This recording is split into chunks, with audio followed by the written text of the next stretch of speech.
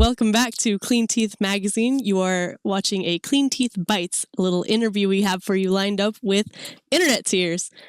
Thank you so much for being here. Hey, what's up? My name's Daniel from Internet Tears. I'm the singer and Awesome. songwriter and all that stuff. All that good stuff. Yep. Everything about the band Internet Tears and stuff we got coming up. I mean, if you're checking this out, maybe this might be the first time you ever heard of us. We're pretty new, to the world. So this is your big debut. Pretty much, I mean, Internet Tears has been around actually since 2021, but it was really just me in my room, during that time of pandemic-esque type of thing where, I had the privilege of just being in my room every day and, had my cup of coffee and was able to write a whole record and write all these songs. And Internet Tears really was created for the sole reason of just creating this specific style of music of what we're making, which is more like indie pop, indie rock, electronic pop type of stuff. And I come from a background that was more progressive rock and metal. Okay. And I'm a singer, and I used to be like in a metal band, and I used to scream, and the more I as years went on with my music career, I've always been a singer, and I just kept going towards a lighter and lighter and lighter sound. So much to the point, though, that I didn't want to push it on any of the people that I was making music with. I don't want to turn around just because I'm a singer and a songwriter to say, hey, now I want this band to sound like this because I'm making this kind of music, or I want to, Sure. So Internet Tears really started as an individual thing, and it was really like my band, my art. Yeah, your artist project, little creative outlet moment. Yeah, and that's what it really was, just a full expression, I produced it, and it was really something where it's like I could show somebody a thing that was like, it was like a painting that I created, Right. And after a year or so, I ended up meeting my drummer through Facebook Marketplace. I'm a retro gamer. I love video games. I love nostalgic, old vintage stuff. That's awesome. I really like the Powerpuff Girls plushie in the back. Thank you. I'm just that 90s kid, Yeah. So I was actually selling a PlayStation Portable, this retro thing at the time, and this dude ends up meeting me at the Goodwill that's across the street from my house, or the thrift store at my house. It's next to my house. It's a bad idea for me, considering I have tube TVs and VHSs everywhere in my house. I ended up meeting him, and he's like, hey, man, by the way, I checked out, since we're friends on Facebook, I saw your song on Facebook, and I'm a drummer. And I'm thinking to myself, isn't that's the hardest person to find? Right. That it's that's one of the hardest members to find, right? And then to find a member like that likes the music you're making or likes that style. And I'm from Connecticut. Right. And I live in Connecticut, New York City area. So it's very borderline, very close to New York and New York City specifically. Where are you from? I'm from North Carolina, but I did go to school in Connecticut. So I went to Eastern up by Hartford. Oh, okay. So Fairfield County, right? Close. Willimantic. We were in Wyndham. Oh, okay. So more north, right? Yeah. Okay, so I'm by Stamford, right. Yeah. Pretty much at the tail end of Connecticut. You're in the part of Connecticut that we would go for a day trip. Oh, okay, because there's Salvation, probably, right? There's stuff to do, yeah. Right. It's more rural where you are, right? Exactly. Because all we really got is Yukon, so there's cows. Oh, okay. But you have we have Hartford and New Haven, within about an hour and a half. Yeah. Really? Okay. Because we play from Connecticut, we usually go and play in New Haven. That's the city, or we've played in Stamford, which is a city. But the reason why I'm mentioning this is in Connecticut, there isn't a lot of bands that I know, or even musicians that are playing or are interested in indie pop, electronic rock, it's more of like a psychedelic funk jam type Oh of yeah. vibe in Connecticut. And the more you go into the city, like Brooklyn, I know some friends that are, to name a few, that are in that area, like Mark Dillon or Tom Gianardi. They're from Long Island in New York, but they're creating this pop indie scene there, which is more prevalent. And you know, it's kind of cool being one of the only bands that has this sound in Connecticut. Right. So you know, having Zach come, being a part. Zach is my drummer, who I met through all that stuff. Like I mentioned, it was really Zach and I for the first year, and we ended up finding, you know, like because I'm mainly the singer and the songwriter, but I'm mainly the singer of the band. You know, Right. so we had, you know, guitar players and bass players throughout the couple years of us being in a band. So it's been really solely Zach and I, and Zach works a lot on the live performance aspect, and you know, we work together as a team, you know, Mhm. to really make Internet Tears. But I have a great team when it comes to my bandmates, and it's not a conventional band, you Right. know. It's it's like, I don't want to say it like this, but this is sort of the example. It's like we're kind of like a Panic at the Disco. I didn't want to be like, it's Daniel Lewis and Daniel Lewis music. Sure. I've always been in bands, and I like the idea of bands. And I feel like nowadays in pop culture, it's rappers and pop artists. And you know, we do have that sort of pop persona, but we also have a band persona. I There's think that, definitely a different attitude around having a band because it's kind of a lead by example way in which the listeners also kind of feel that sense of community rather than, oh, there's one dude doing one thing and these are his entourage. yeah, I mean, it's a little bit of that, but the thing is, we have charismatic members like my bass player Esteban. Like, if you go see our show, Mhm. you can. It's not just like you're watching a band and the singer's the only thing that's entertaining. Mhm. You can watch the guitar player and he's doing his own thing, or the Yeah. bass player and he's like doing his own performance, and I'm doing my own Yeah, those performance. shows We're are all great. cohesive together, but that's what kind of like makes it fun and enjoyable for all the members. And that's what's like kind of our vibe when we have live performances as well. Mhm. It's more of like that group feel with the community type of thing. Yeah, of course. I know that you have a new single out.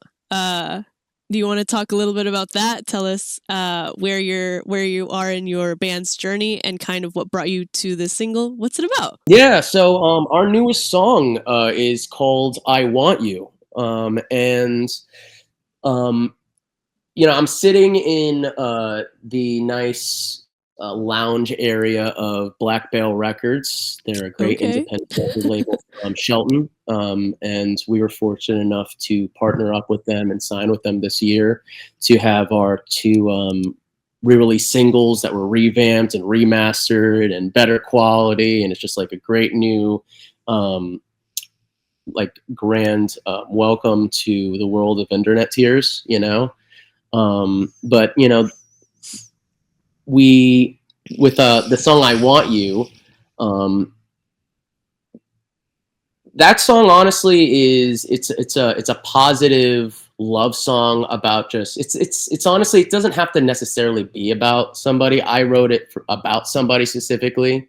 I was literally like picking this girl up from my car that was like, I was gonna ask to be my girlfriend. I was like, hey, gonna be my girlfriend, and then I played that song, and that's kind of like how I asked her out through Adorable. song, through music. That's a power move But right there. the thing is, I think it's almost a celebration of anybody that you want in your life. It Mhm. doesn't necessarily have to be specifically somebody that you're into, you know. And I think that that's like really the message is like, I want you, like I want you in my life. I enjoy it, you know, and it's a positive thing. And I think it's something that sonically, when you hear it, you get that feeling. But if you also listen to the lyrics, it like it pieces together like as one, you Of know. So course. there's a bunch of, you know, like my drummer Zach says all the time, there's a bunch, everybody's talking about something about breakup or you hurt me, or there's a bunch of negativity, and it's good to just like have something positive and Yeah. something that's happy and more like up vibe, like keep those like positive vibes high, you know. Right. So that's what we were trying to do with this song. which is kind of ironic given that the band's name is Internet Tears, which now I'm super Yeah. invested. Now I want to know exactly how that name came to be in the first place. Yeah. So, if someone's really like into the band Internet Tears and they really deep dive and they listen to like the sounds, the vibes, the lyrics, a lot of like my inspiration comes from artists like the 1975 Mm-hmm. and like Matty Healy, and that having this like almost like it's like very confessional, but like almost to a point where it's like you're just being extremely honest, Sure. and I feel like for me, I've written songs where I'm like like very emotional and I'm sitting down, and that's what kind of helps me get through my emotions. There's been times where I've like been sad and wrote songs that sounded happy, Right. and it psychologically got me out of it. Yeah. And I was like, this is a great song. Like it just like made me happier. And I think that a lot of our music, whether it be happy emotion or it's very I don't want to say emotional, but I'm a very emotional guy. Sure. I come off Ain't no very like shame in it. no, I have no shame. Like I'm very sentimental. I'm Yeah. very like comfortable in my feelings, as a straight man as well. Mhm. And I think that nothing is wrong with that. I think that like I'd love to see a bunch of dudes come to my shows and like sing these songs. Yeah. Whether it be anybody of any sexual orientation. Just like I just feel like Right. it's one of those things where I feel like Internet Tears music is very open for everybody, Mhm. and it's something that is emotional to the point where it's like it's kind of okay to be emotional. Yeah. And I listen to a lot of artists like that, and I kind of think like Internet Tears was in a list with a bunch of different names, and I happen to come across that Right. Internet Tears on the internet, and I was like, is that a band? Because it just sounds like something, whether it be a band name, an album art. If I see something in the wild, I'm writing it down. Of course, somewhere, as you should. Thank you. And push comes to shove, it just kind of like sort of made sense. And honestly, like that's part of the reason why I wanted it to be a band and a name and just something that honestly looks cool on a shirt. Yeah. Oh yeah, the aesthetic is important. Internet Tears with a logo. It just seems like Internet Tears and like the videos and music. We choose aesthetic Of course. over like anything. We really care about visuals. So. Mhm. And it's also a really, really smart thing for a new band to do because you want something that's going to be catchy. You want people to get the merch. You want people to want it because it looks cool. And if the music isn't an entry point, specifically like you were saying in Connecticut, where the kind of attitude is more towards like harder rock or funk, jazz, retro, like there's a space for indie pop that's kind of like sad 90s baby inspired, but that's kind of not where music is at right now. It's where it's potentially heading. And so it's a really cool way to kind of grab the eye, if not the ear first. Well, yeah, I think it's a little more refreshing in where we reside in our hometown of Connecticut, pretty much. A lot of people that come out. I mean, we play with a lot of bands like pop punk bands, or like we're a little different, but I feel like that gives somebody that might discover us a little bit of fresh air because we're just we're our own thing. Yeah. And we're original bands. So yeah, that's just something. We're working on our new music, and we're kind of figuring out like where we want to go with things. And with how we're really structuring it, it's very much like indie pop, indie rock type of stuff. Yeah. And I think that there's also something to be said for the fact that, like you said, it's kind of based on something that you kind of saw out in the wild, and that kind of resonated with you, because the same way that it resonated with you, that's, a clear example of how the band's name and the band's sound is going to continue to do that for other people. and especially like you mentioned, like being into like retro gaming, and I'm almost positive that's a Betty Boop shirt that you're It wearing, is. right? Yeah, and see, so like aesthetically, we're kind of like in that space right now where it's this like 90s kid generation that's feeling nostalgic for what like they had, but didn't grow up with, and for having kind of come into this space during a time like the pandemic where you had nothing except for time to just think about where you were in life and where you were going if we ever got out of that situation. It's more of like the raw thought rather than something that you had time to overthink, because you were able to actually dedicate the time into that, which I think is very apparent. And you even mentioned the 1975 and Panic, which are kind of like the music that 90s kids would have grown up with in the first place. So like you're kind of grabbing all of these little things that I think everyone will feel a sense of connection to, whether it's through like subconscious nostalgia or, like you said, for a breath of fresh air. Because there's even that in example with other mainstream bands. Like there's a band called Yellow Card that was famous for 90s kids from Ocean Avenue, which was a huge song, right? And then Yeah. all of their songs, as being kind of like a pop punk emo band, kind of got a little bit darker and more like sad, like, oh man, where am I going in life? And one of their more recent songs that they have out to kind of include into their new sound is, I believe, called Childhood Eyes. And the entire song is like, am I the only one seeing the world through childhood eyes now? Like, why is everyone so upset all the Oh. time? And so you're kind of seeing that reflected in different genres across different spaces, which I think is really cool. Yeah. I mean, I think a part of like my identity and with my taste and what I like contribute towards like internet tier specifically comes from a lot of like how I was brought up, because I, aside from like being that kid in the 90s that actually had the PlayStation 1 and like Right. had those things growing Mhm. up, not just like being like what was that and like discovering it, like I grew up in that way. Yeah. Like I just had the I was fortunate enough to like my dad was into that stuff, or like my dad's a professional DJ or was into like classic cinema. So when we even like think about music videos, Yeah. like we have this music video called Over Me, which is in a laundromat that I shot and directed and stuff with the help of my good friend Kyle. We I tried to make something that like because I know of like the research of things that I've liked that are more like older, timeless, like Martin Scorsese, like that kind of classic film type of stuff. Because Yeah. I'm into like that like retro movies as well. Mhm.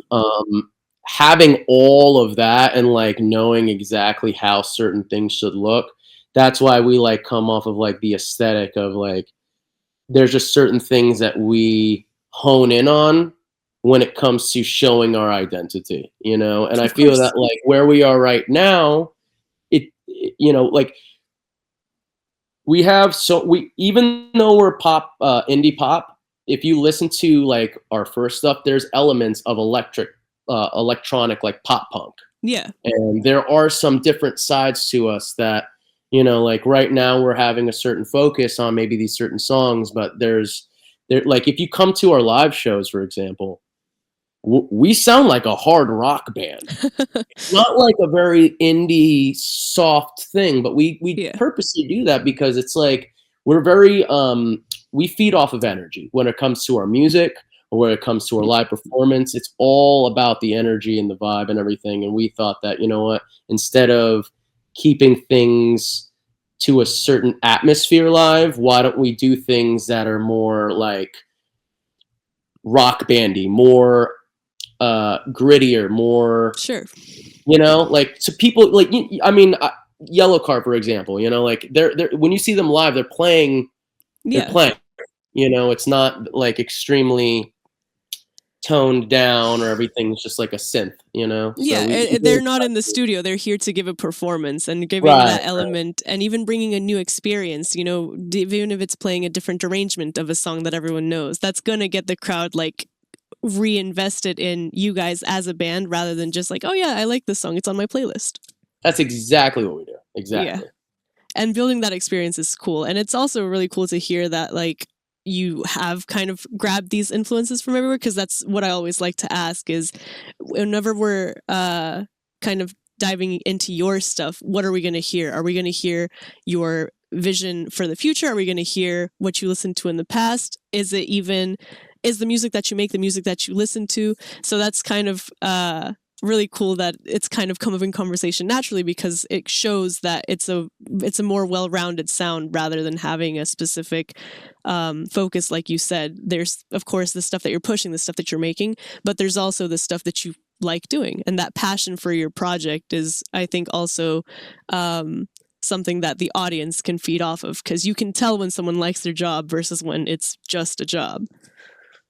Right, exactly. And it's funny that you mentioned that, because it's weird. Sometimes I try to force myself to listen to certain types of genres, because I'm like, I'm a lot of all over the place. And then sometimes I'm like in one mode, and then I'm like, this is not going to help me write music.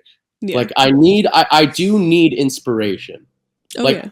I mean, obviously everybody needs inspiration, but like I need to have something that like motivates me to want to do. I can't just sit down and say I want to write a song, or this is the idea. Like I have to actually like see something, hear something to trigger me to say, wait, I need to go and I need to start writing something. Right. You know? Funny enough, do you know the band 4 Year Strong? I do. I love that band, right? That Yes. sounds nothing like Internet Tears. They're Not at all. heavy. I grew up with them. They taught me a lot, that band, when it comes to like the heavier side of music. Mhm. That was the first taste. And I still go back to that band, and I don't even make music like that. Right. But I'm still bumping that, and I'm still making totally different music. But it's just like there's so many different things. Like there's this band called Bill Murray. You ever heard of them? Bill Murray is one of my favorites right now. Same. And my drummers. Yeah. And we don't make music like that. Yeah, and I mean, Bill Murray is a good example of kind of making music based off of whatever it is that you want, because Bill Murray has... I would love to work with Johnny Frank, and I actually have once before. I was very fortunate enough, years and years ago. That's awesome. Yes. Yeah, and he comes from a harder rock background as well with Attack Attack, and now he's making a weird like electro pop / metalcore / pop punk / country hybrid with a little bit of saxophone thrown in. It's its own subgenre of metal now. Yeah, he's literally he's always been that guy, and like he's come from Attack Attack, as you know, right? You know, but he's always been that guy to like display like I could come up with an idea, like I could come up with something existing and make totally something new. Yeah. He's like that kind of genius. It's that unique sound, and it's kind of like what I heard with the couple of singles that we were shown, and it's kind of prevalent in that you're saying, you know, there's little things that you grab from here, and there, but you're turning it into your own sound, which is what someone like Bill Murray does. Yeah. Which is actually really cool. So, and on the topic of new music, you said you have some more stuff for us to look forward to in the future. Yeah. So we actually came out with the 2 songs. What you just listened to was I Want You, which is our second release from Black Barrel Records. And we're coming out with a brand new song right at the summertime for you guys. And it's going to be the Summer Bop from Internet Tears. Ooh. It's summer themed. Okay. I'm seeing the vision. Yeah. So, you know, it's funny. It's not like we were like, oh, let's just write a summer song. It just so happened that out of all these songs, we picked this song that we really liked. And then it happened to be around the time that it was summertime. And then it happens to sound exactly like that vibe. And the song is called Feels Like Summer. Amazing. Amazing. Yeah. So we're really excited for that. It's our first song that we're really like starting from scratch and really collaborating with the record label with. And we're really happy with how things are sounding, and being able to record at Black Barrel Studio has really transformed everything when it comes to the sound. And I think that if you like Death and His Friends and you like I Want You, it's the next one that's like right up there. It's not anything less than what we put out, and I'm really excited for it. And we're going to be coming out with a music video for that song. Okay. And yeah, it's something that, you know, it's another one of those feel good songs. You know, we do make sad songs, but we're on the high of it's warm out. You're going to be at the beach. Again. You know, it's the whole world. Let's just enjoy life. Right. Of course. You know, of feels course. like summer. You know, and And it's that thing. It's like it's all the good things about of life that like it feels like summer. It feels like that good feeling. You know those Yeah. nights where it's just like hot as hell and it's not windy and you're outside and you're not really wearing anything besides like a t-shirt Right. and shorts. It's nice. Like that's like that feeling, you know. Oh yeah. Um, and it's that has that like indie pop vibe, and we're really excited for it. Um, and yeah, I don't want to talk too much about it, but like there are some like vibes of like, do you know that I didn't like intentionally do this, but like the movie 50 Days of Summer Yeah. with Joseph Gordon-Levitt, right? Right.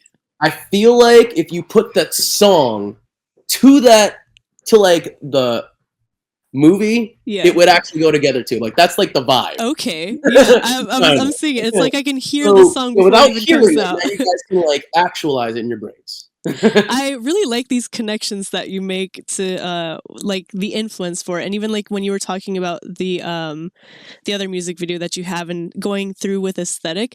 Now I kind of want to know, whenever you're coming up with a music video or a concept, apart from having the musical influence, do you have that aesthetic influence as well? Like do you picture who would listen to this song and where? Like if I'm listening to the song, should I be picturing neon lights or a sunset at the beach? Is that something that goes through your head as well with having this focus on aesthetic as well as sound? Yeah, I think that's something that I love to do when it comes to like being a part of like the visuals of our band. That's like something that I'm very like very specific about. Mm-hmm. Since I direct my music videos, everything's like literally in my mind with how I imagine everything, and it's insane when it comes down to like the color grade, like the colors of the video Right. or where it's going to be. And I always think of things like everything is when it comes to the song, I really treat every video and every song as its own piece, Mm-hmm. so I don't consider like everything to be set in like one era. Like for example, one of our music videos takes place in 1980. Sure. That's the era. Coming down to like the environment we're in, the clothes, the way it's shot, the camera, like Mm-hmm. everything, And we do like we're very specific with how we choose each project and each video, and it kind of gives like somebody that's never seen our band maybe like it's I can like we always have it be like a first impression, Right. Of course. so we always try to display all of these things in an impressionable way where they see it and they're like, okay, like for example, the video that I'm talking about that I directed Over Me, it has that nostalgic, timeless type of film look to it, Yeah. Um, and I've had ideas of maybe doing something even like the '70s, Okay. Yeah. like lava lamps, like in grandma's basement type of like Teal and like that orange four '70s by kind of three. thing. Yeah. I'm thinking of ideas that like it's more about the universe Mm-hmm. that the music video is in versus what's happening in the music video. Because Sure. you could do 1,000 things in the music video, but how does it look and what's the universe that it's in, Mm-hmm. And I think that that's what we really focus on every single time we approach a song with a visual, Of course.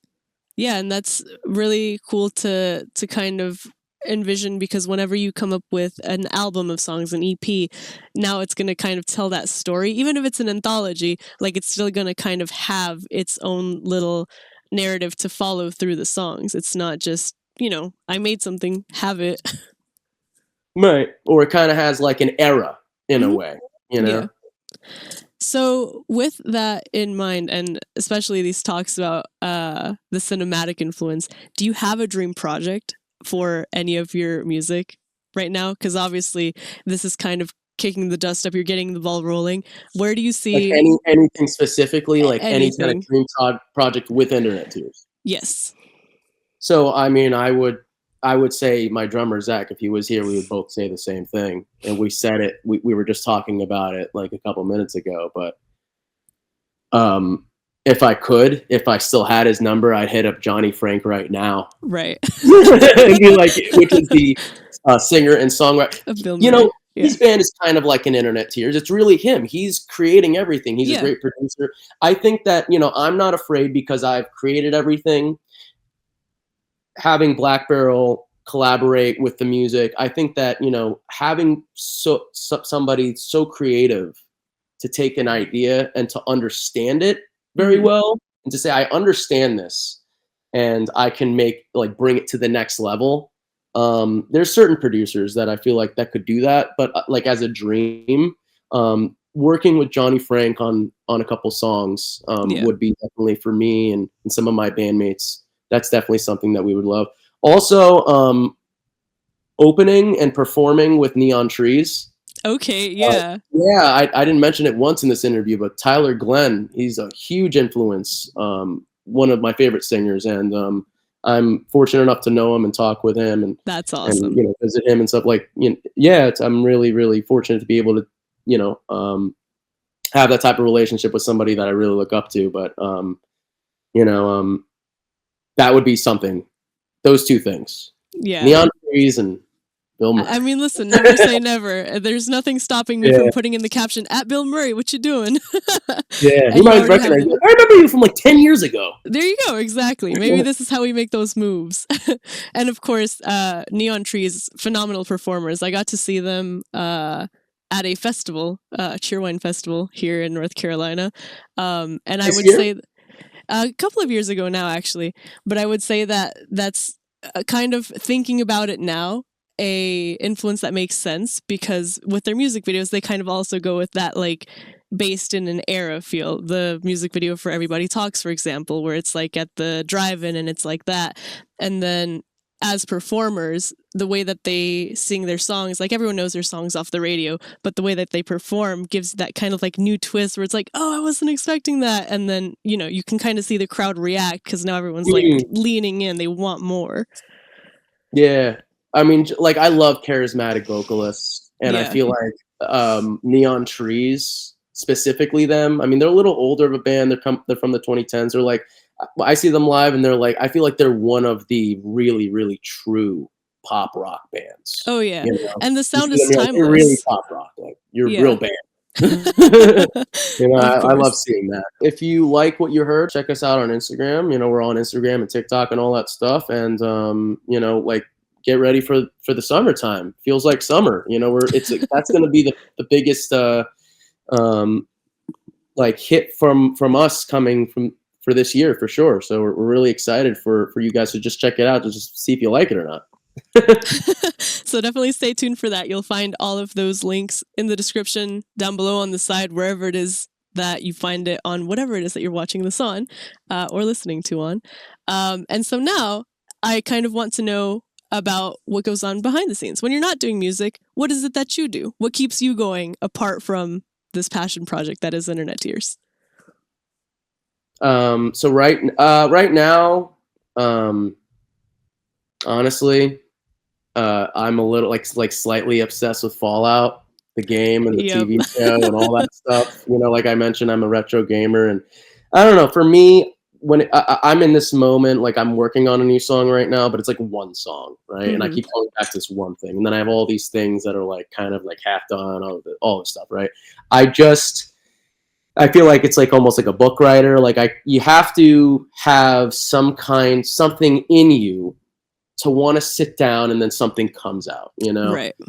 Sometimes I sit down and I start something, and then it's like not like magic. That's like for a lack of magic, It's just something in me. It's just like natural. It just keeps coming out. I keep recording the guitar, the drums, everything, the instrumental, even the singing. Sometimes it's just like blurts out everything. Sure. But in this moment, I feel like I'm going through a lot of transitional things in my life when it comes to like, and maybe somebody listening to this podcast might feel a similar way with how they are. Like I just started my new career, new job, new relationship. Everything is very new, and it's kind of consuming me a lot, and a part of me, and I think a part of being an artist is kind of, you need to live life too, and you need to like maybe F up in life and have all these things happen to For you, sure. and then you sit back down and say, okay, now all these things are happening, and in my brain and in my soul, I can maybe like have something to like express sonically, you know? Yeah, So I of feel like course. right now I'm going through those things. So I have like the next 10 songs to talk about, you know? But you know, so much with the band. I mean, like even though we've been a couple months with Black Barrel, you know, we're still at the beginning. You Hmm. know, I could even assume, even when a year passes with Black Barrel, it'll still be the beginning. You Yeah. know, a lot of people don't realize when you start, when you're beginning, when you're a band, and then you start when you're signed. It's the big. You're at the beginning all over again. Yeah. It's a new Phase one start. of bands, you're like, I mean, sometimes, unless like you're already big and like you're Sure. everything's DIY. Otherwise, it's like if you're a new band and nobody really knows about you, start from the beginning, and you work your way back up. And I feel that, you know, with Death and His Friends, and I Want You, with our releases that we've come out with Back Barrel, it's just like the beginning all over again. And we're really we have such a great team. James from Black Barrel, Zach and Erica as well. Shout out.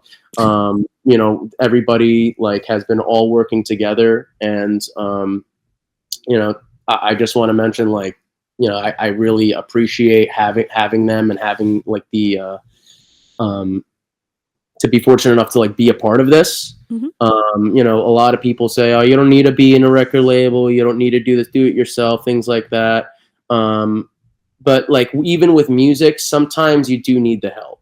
Oh You know, yeah. sometimes you need to have that team, or like environment. You know, and this is the first time that Internet Tears ever had that type of team collaboration, because we've done everything ourselves, booking everything. You Sure. know, and we're so happy with how everything's gone. And I feel like with working with them, and James and Zach are in the band called the Inside Out, which is Yes. another our band on the label, touring with them, doing things like not just music related, Sure. made doing music related things easier, you Yeah, know? because then So music they were gets to kind thanking of be me. that catharsis. Yeah, they were thanking me today, being like, "Thank you for being so honest." And I'm like, "Yo, I think it's because we like hung out. We're like just closer as people, that Yeah. like it just makes things like we don't. I don't have to feel shy. You know, they don't have to. It's like it's just like, this is like, let's just get to work. Let's make something great." And Right. I feel like with my honesty, like we're also all on the same page, and I think it's just a beautiful thing to be able to do that. And I think the new songs, and the new song that we're coming out with in June, Feels Like Summer, like everything's gonna show, versus our old stuff where it was just us, you know. Of course. And again, I just want to say congratulations on this new beginning. It Thank you. seems like you have a lot of stuff coming up and you have kind of that energy to keep pushing through it. I think it's also really inspiring how you're phrasing it. The same way kind of that this came to you during the pandemic, right? And the way that you're saying that like all of these life experiences, good and bad, plus having kind of like a side project or a side hobby, like all of it kind of comes together to make the music. It really just goes to show that like there's, you know, there's good and bad in your life, and the best you can do is make the best out of that. And for you, that seems to be this. Yeah, I mean, I honestly, I wish everybody had, like everybody in the world had something that if they like felt some kind of emotion, whether it be negative or something they just get off their chest, that they could be able to do something to do. And I think that that's a gift that people have, that certain people have, and I wish that everybody has, because like making music, and making music for Internet Tears, has been something that's very therapeutic for me. But Mhm. the thing that I've experienced outside of Internet Tears and other bands that I've like made music with, is when I'm performing and singing my lyrics that I felt that way about, with other people singing it back, and them having that kind of feeling um, that I had writing it, and they understand it to that kind of level. I think that's the reason why I even do music, period. Have that connection with people. And I've Right. been fortunate enough at a small scale in like New York City, for example. I'm like, you know, I'm in a room with people that like they heard the lyrics, they heard the song, but they like feel something, and they came here to feel it with the band. Yeah. And that's something that's like amazing and beautiful in That's my. beautiful. It is. I love it. I mean, I do that for other artists, but like to be able to be an artist to share that with people Right. is something that's part of the reason like I'll probably never stop performing and doing it. You get that really cool, unique experience of seeing it from both sides. Yeah. Which is awesome. So again, congratulations. Anything else you'd like to say? Thanks so much. Clean Teeth Magazine. Like thank you for your time, and thank you for like letting me say whatever the heck I wanted to say. Sometimes I have like an ADHD episode where I keep splurging, but you like the conversation is like I keep saying stuff, and you really like get it. So I really appreciate that you understand. Of course, Internet of course. is what we're trying to do. And all the vibes and everything. So thank you. It's the least we can do, and the most that we love to do, rather. And I'm Daniel Lewis, and you can check out. We have a couple music videos, and there's a lot of things that like bring you into the universe of internet tears, all on YouTube and Instagram and Spotify and TikTok. So check all that out. All right. So like I said, we'll have those links in the description box, wherever it is located on your screen. Karla for Clean Teeth Magazine. And before you go, we have one last question that we have to ask everybody. If you had to invent your own personal custom toothpaste flavor, what would it be and why? Okay. Because we are Clean Teeth Magazine, so we got to commit to that brand. Honestly, I went to the dentist recently, and I didn't think my teeth were that good. And they're like, "Your teeth are great. You got great teeth." Like I'm like, "Wow." I thought they were a lot worse. Right. They're like, "No, great." I'm like, "Great." What should be neat? So that's good. So clean teeth, literally. I don't. When it comes to the flavors of stuff. Honestly, I would like